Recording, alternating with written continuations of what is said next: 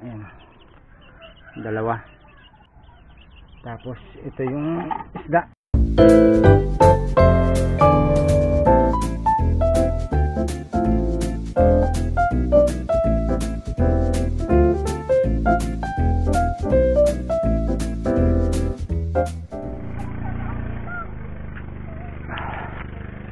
Ayan, isang mapagpalang hapon mga kasapol. Nandito na ako sa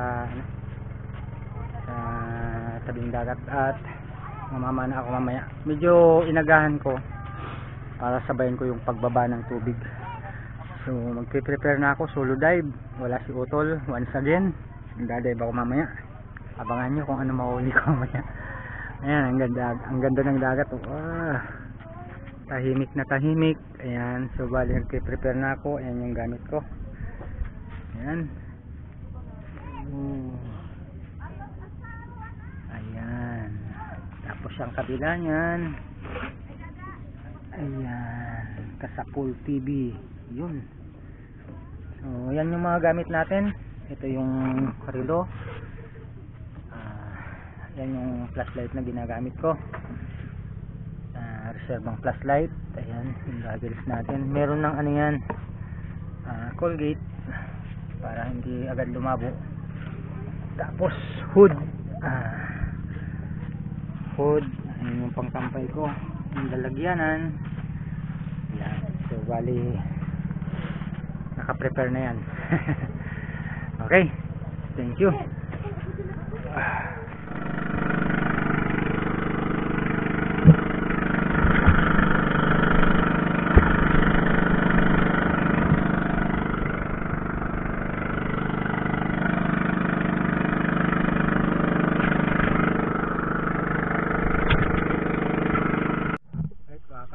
Dito ako sa spot solo dive. So mahuli ko kaya gagamitin na natin tong bagong pana natin, galing kay Carvel Aprit.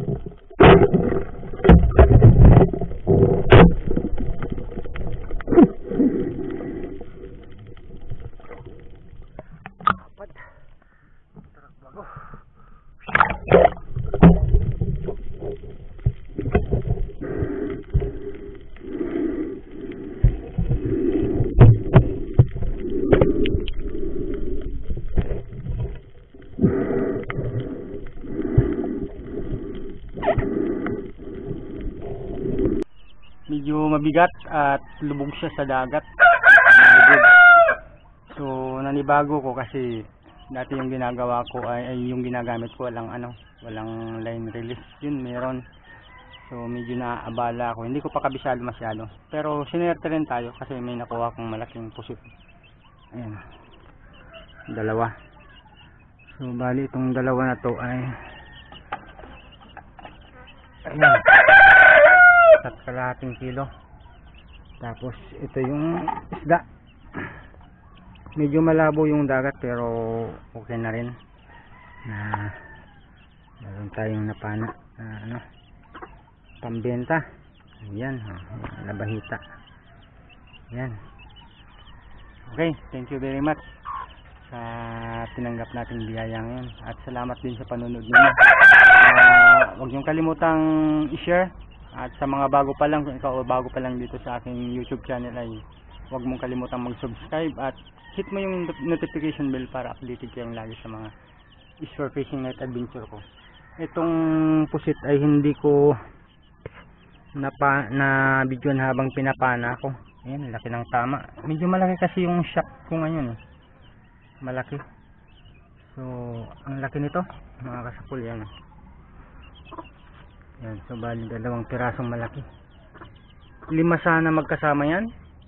Kaso medyo naabala ako din sa pana kaya hindi ko masyadong nasapo lahat. Okay.